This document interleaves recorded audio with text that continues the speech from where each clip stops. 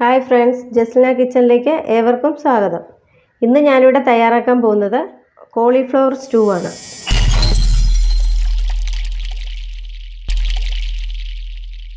അതിനായിട്ട് ഞാനൊരു കോളിഫ്ലവർ ചെറുതായിട്ട് അരിഞ്ഞ് എടുത്തിട്ടുണ്ട്. അത് ഒരു 10 മിനിറ്റ് ഉപ്പുവെള്ളത്തിലോ വിനാഗിരി വെള്ളത്തിലോ ഇട്ട് നമ്മൾ വൃത്തിയാക്കി കഴുകി എടുത്തതാണ്. 10 മിനിറ്റ് ഇട്ട് വെച്ചേക്കണം. അതിനകത്തുള്ള ചെറിയ പുഴുക്കളൊക്കെ മാറാൻ വേണ്ടിയാണ്. കോളിഫ്ലവർ സ്റ്റൂ ഉണ്ടാക്കാനായിട്ട് ഞാനിവിടെ 2 മീഡിയം സൈസ് സവാള അരിഞ്ഞെടുത്തിട്ടുണ്ട്.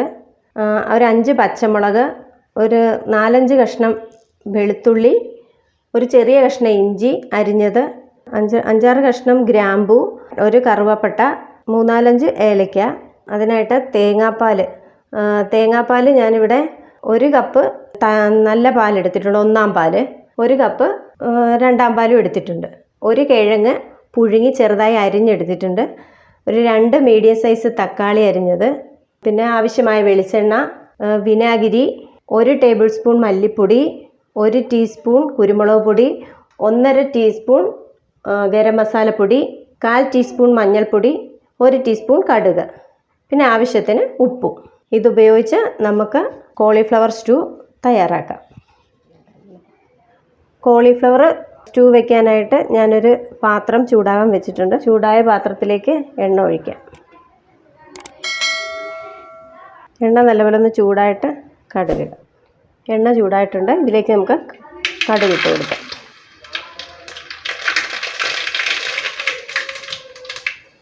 കടുക് ഒന്ന് പൊട്ടി വരുമ്പോഴത്തേക്ക് നമുക്ക് എടുത്തു വെച്ചിരുന്ന ഏലക്ക, ഒരു കഷ്ണം കറുവപ്പട്ടയൊക്കെ ഉണ്ടായിരുന്നു, അതൊക്കെ ഇട്ട് കൊടുക്കാം.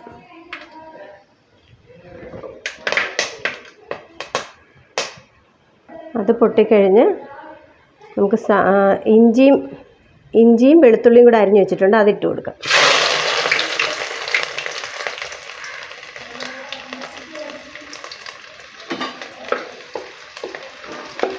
ഇഞ്ചിയും വെളുത്തുള്ളിയും ഒന്ന് ചെറുതായിട്ട് മൂത്ത് വരണം.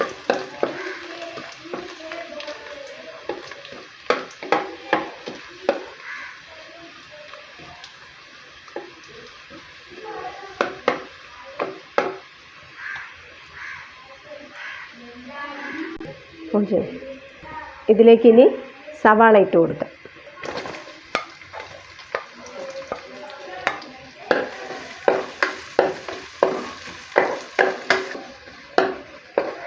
സവാള ഒന്ന് നല്ലതുപോലെ ഒന്ന് മൂത്ത് വരണം, ഒന്ന് വഴന്ന് വരണം. ഒത്തിരി മൂക്കണ്ട, ഒന്ന് വഴന്ന് വരണം, ഒരു കളറൊന്ന് മാറി വരണം. സവാള ഒന്ന് പെട്ടെന്ന് വഴന്ന് വരുന്നതിനായിട്ട് നമുക്കൊരല്പം ഉപ്പുപൊടി വിതറി കൊടുക്കാം. അത് എളുപ്പം ഒന്ന് ഗോൾഡൻ നിറമായി കിട്ടും.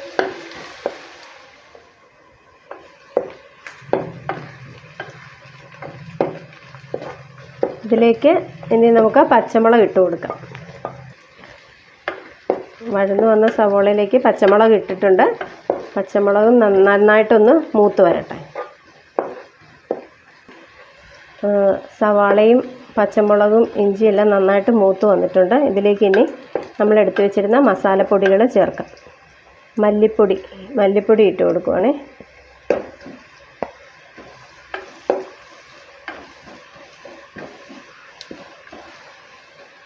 അതോടൊപ്പം ഗരം മസാലപ്പൊടി, കുരുമുളക് പൊടി ഞാൻ ചേർത്തിട്ടുണ്ട്. ഇതിൻ്റെ കൂടെ മഞ്ഞൾപ്പൊടി ഞാൻ ചേർക്കുന്നുണ്ട്. സ്റ്റൂവിന് മഞ്ഞൾപ്പൊടി ആവശ്യമില്ല. ഇവിടെ എല്ലാവർക്കും ഈ വെള്ള കളറിലിരിക്കുന്ന അത്ര ഇഷ്ടമല്ല, ചെറിയൊരു മഞ്ഞ കളർ വേണം. അതിനുവേണ്ടി ഞാനൊരല്പം മഞ്ഞൾപ്പൊടിയോട് ഇട്ട് കൊടുക്കുകയാണ്.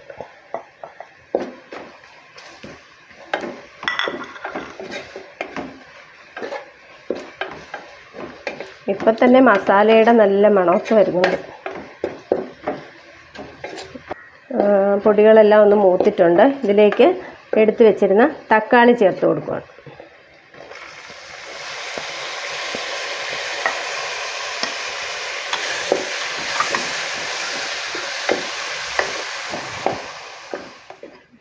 തക്കാളി ഇട്ടു. ഇനി ഇതിലേക്ക് എടുത്തു വെച്ചിരുന്ന കോളിഫ്ലവർ ഇട്ട് കൊടുക്കുകയാണ്.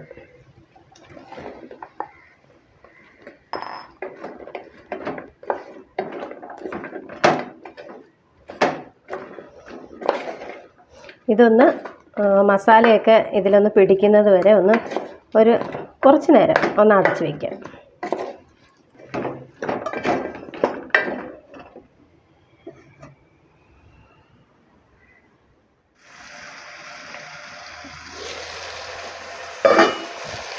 കോളിഫ്ലവറും തക്കാളിയും ഒക്കെ ഒന്ന് വഴഞ്ഞിട്ടുണ്ട്.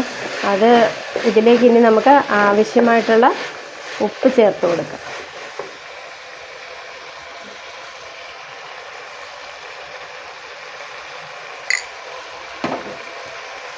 ഉപ്പൊക്കെ പാകത്തിനിട്ടാൽ മതി, ഓരോരുത്തരുടെ ആവശ്യമനുസരിച്ച് ചേർത്താൽ മതി.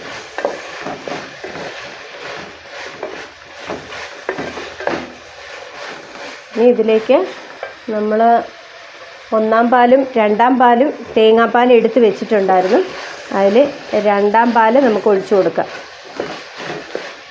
ഇത് കോളിഫ്ലവർ ഒന്ന് നന്നായിട്ട് വേകുന്നതിന് വേണ്ടിയാണ് അതൊന്ന് ഒഴിച്ചു കൊടുക്കുക.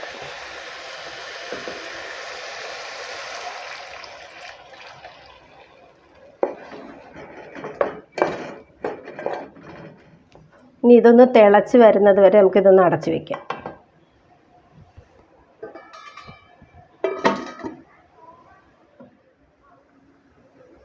നമുക്കിത് വെന്തോന്ന് നോക്കാം.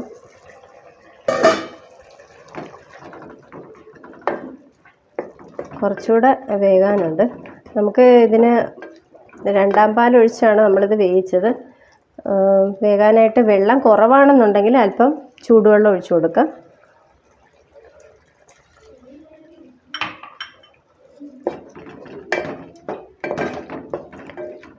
ഉപ്പൊക്കെ പാകമാണോ എന്ന് നോക്കാം. ആവശ്യമെങ്കിൽ വേണമെന്നുണ്ടെങ്കിൽ കുറച്ചും കൂടെ ഒക്കെ ഇട്ട് കൊടുക്കുക.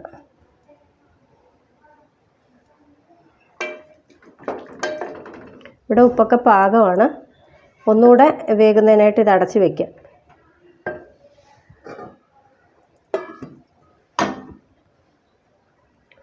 നമുക്കിത് വെന്തോന്ന് നോക്കാം.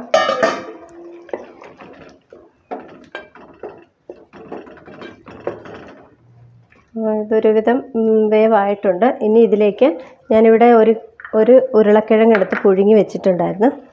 അതുകൂടെ നമുക്ക് ചേർത്ത് കൊടുക്കാം.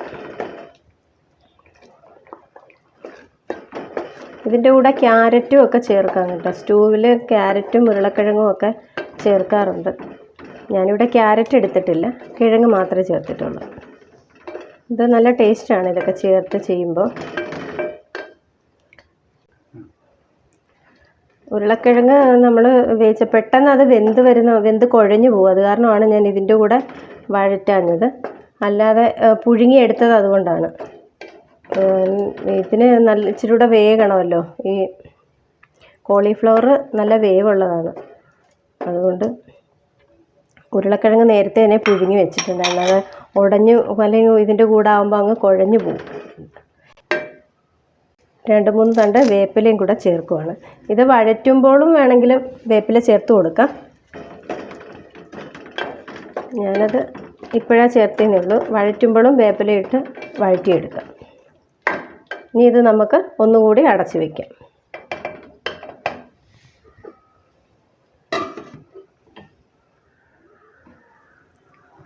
നമുക്കിത് നല്ലപോലെ കോളിഫ്ലവറൊക്കെ വെന്ത് കാണും. ഇപ്പോൾ നന്നായിട്ട് വെന്തിട്ടുണ്ട്. ഇതിലേക്ക് ഒരല്പം വിനെഗിരി ഒഴിച്ചു കൊടുക്കാം. അത് പുളി ആവശ്യമുണ്ടെങ്കിൽ ഒഴിച്ചാൽ മതി. നമ്മൾ തക്കാളി ചേർത്തിട്ടുണ്ട്, അപ്പോൾ അതിന് പുളി ഉള്ളതാണ്. പുളി ഇല്ലാത്ത തക്കാളിയാണെങ്കിൽ ഒരല്പം വിനെഗിരി ഞാനിവിടെ ഒഴിച്ചു കൊടുക്കും.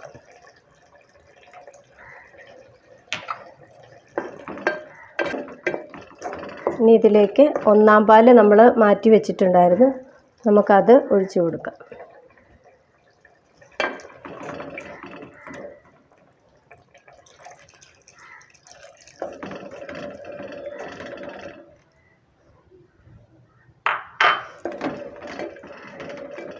ഒന്നാം പാൽ ഒഴിച്ചു കൊടുത്തിട്ട് തിളയ്ക്കരുത്, തിളയ്ക്കാൻ പാടില്ല. തിളച്ച് കഴിഞ്ഞാൽ ഈ കറിയുടെ ആ ടേസ്റ്റൊക്കെ പോവും. നമ്മൾ 1-ാം പാൽ ഒഴിച്ച് കഴിഞ്ഞാൽ ഒന്ന് ചെറുതായിട്ടൊന്ന് ചൂടായാൽ മാത്രം മതി. ചൂടായി കഴിയുമ്പോൾ നമുക്ക് ഫ്ലെയിം ഓഫ് ചെയ്യാം. ഒന്ന് നന്നായിട്ട് ഇളക്കി കൊടുത്ത് ഒന്ന് ചൂടാക്കി എടുക്കാം.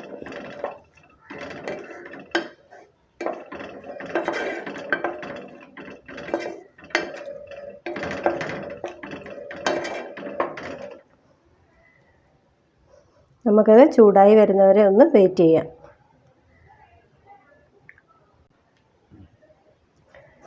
അപ്പോൾ ഒന്ന് ചൂടായി വന്നിട്ടുണ്ട്. നമ്മൾ ഒന്നാം പാലും കൂടെ ഒഴിച്ച് അതൊന്ന് കുറുകി വന്നിട്ടുണ്ട്.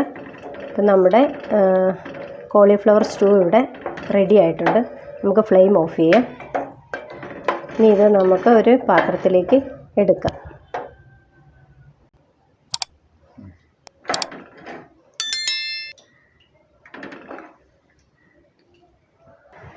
പാലപ്പത്തിൻ്റെ കൂടെയും ഇടിയപ്പത്തിൻ്റെ കൂടെയൊക്കെ കഴിക്കാൻ നല്ല ടേസ്റ്റാണിത്. എല്ലാവരും ഇതുപോലെ തന്നെ തയ്യാറാക്കുക. ഈ ചാനൽ ഇതുവരെ സബ്സ്ക്രൈബ് ചെയ്യാത്തവർ ഒന്ന് സബ്സ്ക്രൈബ് ചെയ്യുക. കൂടെ അടുത്തുള്ള ബെല്ലൈക്കൺ കൂടി ഒന്ന് ക്ലിക്ക് ചെയ്യണം. കമൻറ്റ് ചെയ്യുക, ലൈക്ക് ചെയ്യണം. വീഡിയോ മറ്റുള്ളവർക്ക് ഷെയർ ചെയ്യുകയും കൂടി ചെയ്യണം. അടുത്ത കിടിലൻ ഫുഡുമായി ഞാൻ എത്തും. Okay, by.